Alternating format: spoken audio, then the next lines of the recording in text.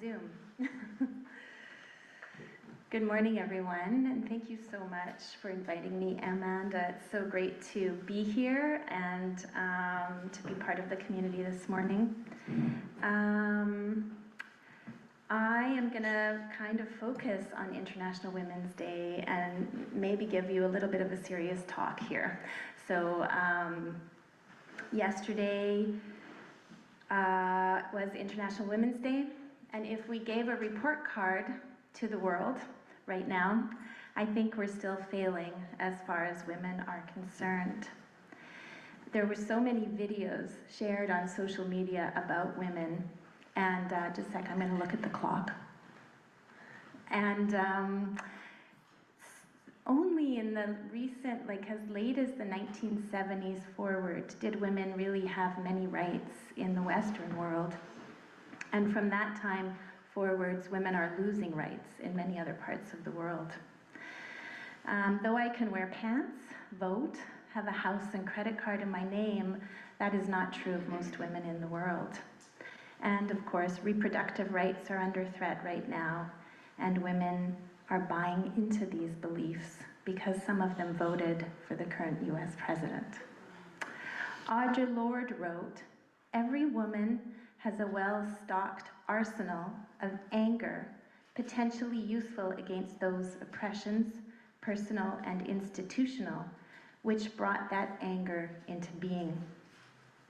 Focused with precision, it can become a powerful source of energy serving progress and change, and also creative arts. And when I speak of change, I do not mean a simple switch of position or a temporary lessening of tensions, nor the ability to smile or feel good. I'm speaking of a basic and radical alteration in those assumptions underlying our lives." Karen Armstrong writes that myth, it will be recalled, is an event that, in some sense, has happened, but which also happens all the time. My most recent book is called Death of Persephone, a Murder, and it's a book based on the Persephone myth. The Persephone myth shows a way to better understand the world, as all myths do. It's a story, at its basic, about a mother and daughter, both of whom represent growth, season, and harvest. It's about loss, seasons, food, but it's also a myth about the kidnapping and rape of a young girl. How many of you know the Persephone myth? There are a few. I'll catch those of you who don't up a little bit. So, in the myth of Persephone, Persephone is out picking flowers. She's a maiden, which is a difficult age to pin down, maybe 13, maybe older, maybe younger. Her uncle comes up out of the earth, Hades, grabs her and takes her to the underworld. With the loss of her daughter, her mother, Demeter, stops harvests from growing and makes winter on earth. So humans start to suffer, there's no food. While Persephone is in the underworld, she eats 6 pomegranate seeds. And then finally she's rescued, but because she's eaten food of the underworld, Hades thinks she should stay. So they negotiate a kind of 6 months in the underworld and 6 months on earth. And those months represent fall and winter when she's in the underground, and spring and summer when she comes back to earth. So Persephone is linked closely to climate and growth and the natural progress of the year. In Death of Persephone, I reframe the story. It's set in a modern world in a city with a vast underground subway system. Stephanie, who's Persephone, is kidnapped at age 7 and raised by her uncle H, who is obsessed with her.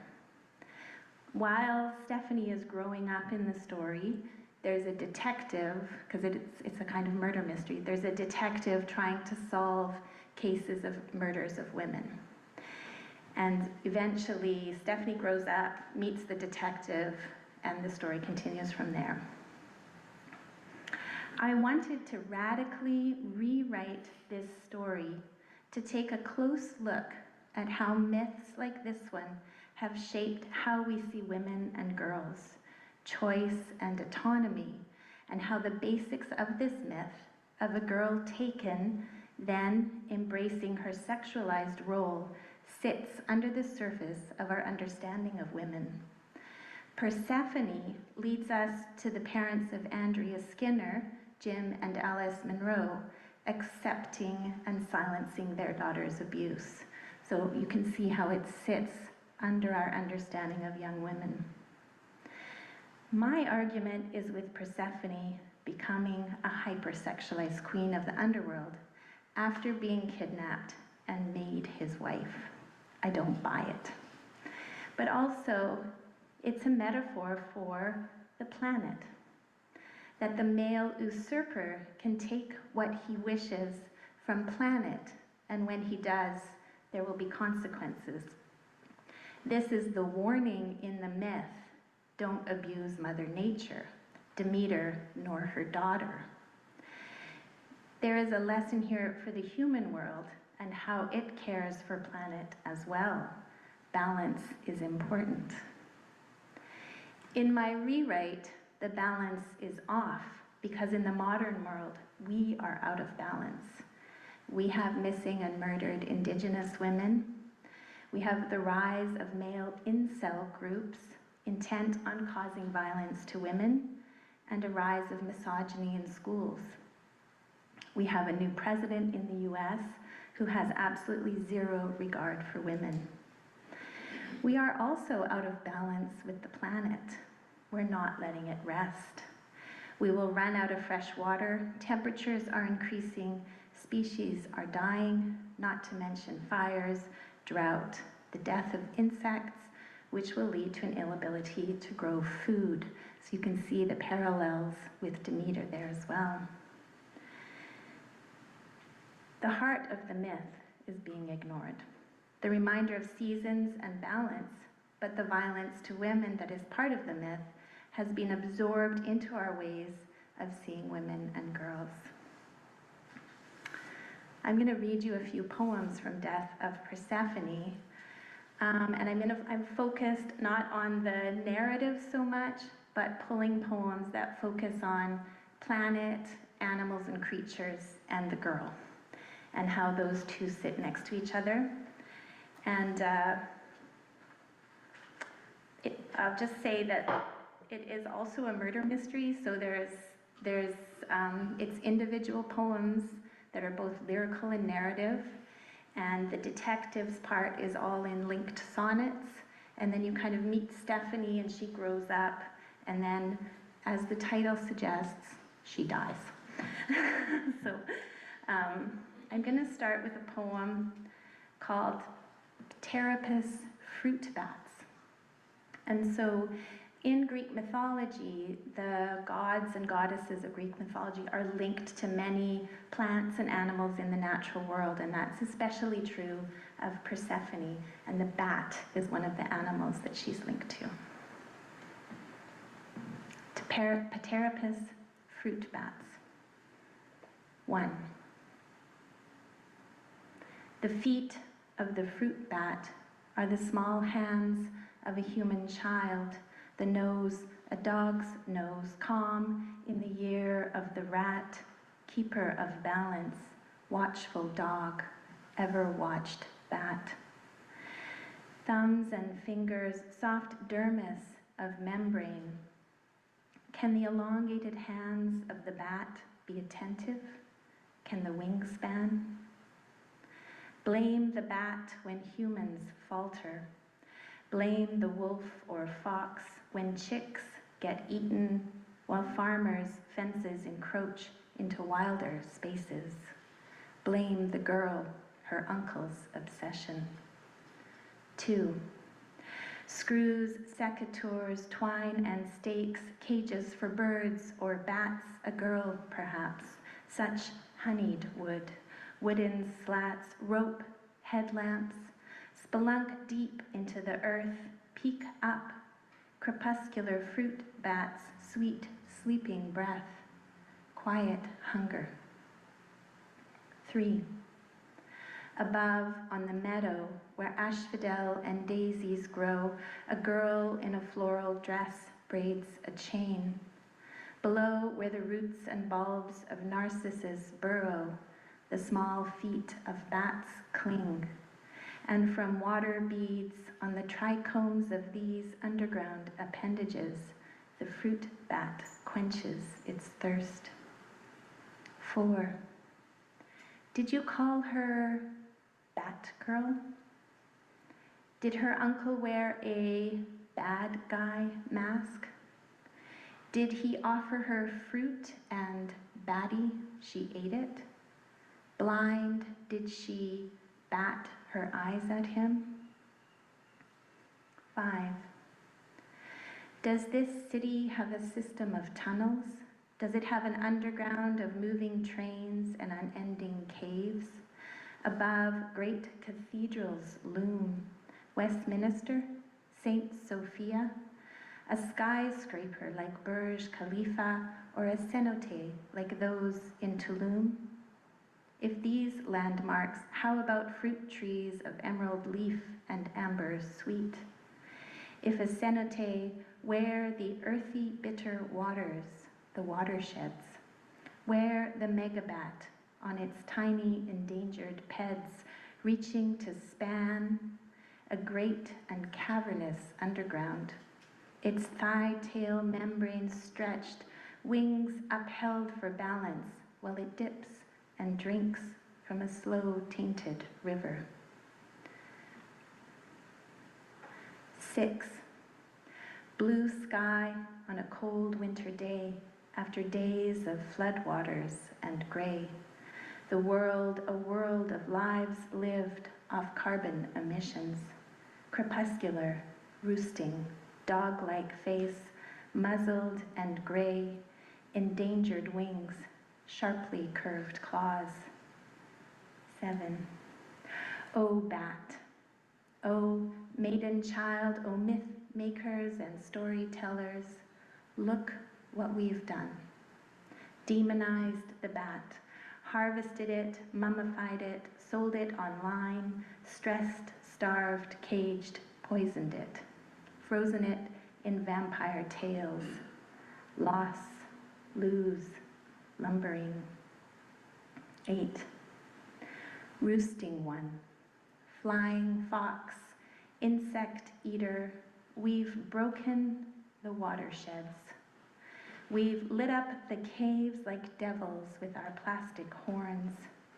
We've let the girl get taken again, and again we've marked her grave with pale, nocturnal, bleat and trill keening bats.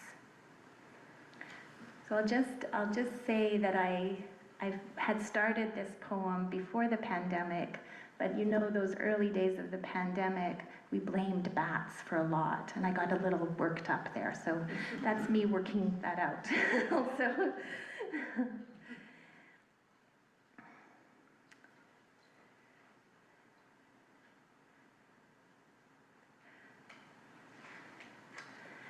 Abducted. A child when she was taken. A mother walks cobbled streets through sun and shadow while winter grows in her alpine heart. A child, her daughter taken. How cold freezes cells, everything. In what dark recess will he keep her? Her mind will not fathom the violence that may take her. She was young when her daughter was taken. How cold kisses everything, starves carefully and with cunning, womb and heart being. She was taken and she was a child, so that he could husband her like a young animal. A mother could search the world, abandon hope, olive tree seized by winter, to come home to nothing, the slow sinking of heart and rise of shame when the eyes finally open and she taken. Once she lived in the north, new tundra, the no-growing seasons. In Greece, planted beets in December, crops greening all year, cold wind absent. If she finds her daughter, she will know her, mother memory, a raised scar, a thumbprint, dry stalk left standing over blown wheat.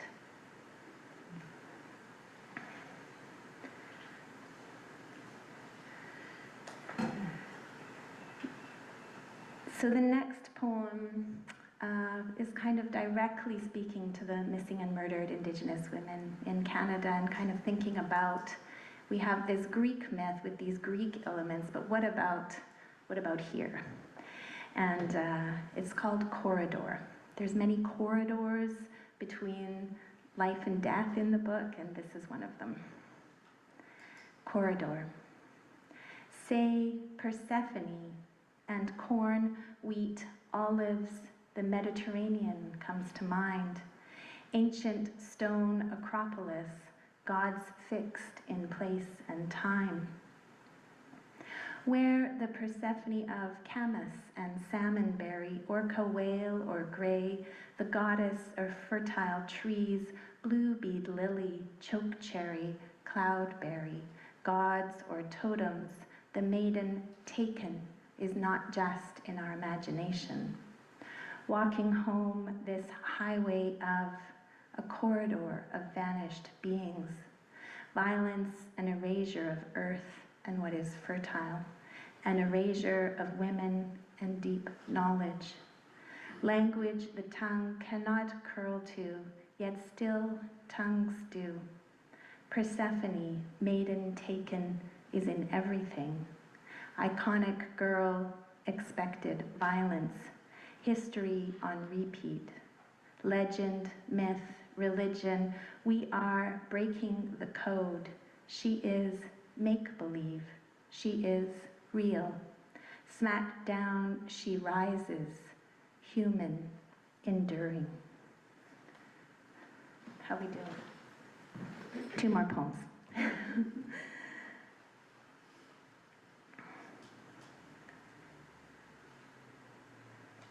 You're really not getting the story at all, you're getting these little tastes of the natural world. The great home oak. Close up of a raccoon's skeletonized paw, climbing mossed fence, is the bark of the great home oak. Sacred tree, Dryad's oak, standing sentinel at the precipice of old town and new. How space is made evergreen, sheltering, scented of spring rain and wood musk by this old tree. To run your hand over its great trunk is to move out of anchored space. Scaled, feathered beast, hard layered, tough. Lean into it. Lean casually as if it means nothing. Press palms to its holy surfaces. Breathe.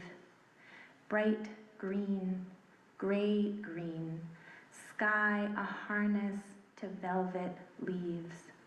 Branches like stolen clock hands. What is this wilderness? Pick an acorn. Tannin and poison roasted and milled in times of starvation. Stephanie is starving. She is world craving the way a bird craves air. Her human knocking, human wanting. And I'm going to end on a poem called Polar Vortex. So when she's killed, sorry to give that away, when she's killed, a massive snowstorm hits the city. And I tried to pull in the world we're living in into the book. And we did have this snowstorm that it snowed in like Greece and places that have never seen snow. And so really linking Persephone to climate change as well. And you'll meet all the other characters here. So you'll meet Boca, who's the detective, and Thea, who's the goddess Athena, and Hades. Polar vortex. With her last breath, it begins to snow. Thea watches, perched in the window of her flat. It has been dark, raining for days as usual. How startling this snow. What season, what month, flakes as fat as dagger moths fall fast. Fall in Athens, burying Acropolis, snow in Istanbul, Madrid, Rome, traffic jams, roadblocks, airplanes grounded, hospitals swamped. The snow falls. Hades' heavy footfalls never soften, but are silenced by this bleach of white and a chill unspooling through him. Boca's phone buzzes, it pings and rings, a death. He leaves his car, he trudges the few blocks home through deep drifts. Stephanie dies, Stephanie dies. Her mother's on her knees. Snow falls in Syria, Lebanon, Israel, Jordan, snow. The river Thames freezes. Montreal, Toronto, New York, Austin, flakes large as lunar moths, a whiteout. The great oak in the old city center groans. Years of damp and rain mean soft wood in buildings and in trees. Limbs fall and are buried. Stephanie's body in an alley where tossed paper whites glow against the whiteout world and are buried. By midnight, snow is gone. Mists of rain. Boca, a street lamp in a dazed haze. Thank you for listening. Thanks so much.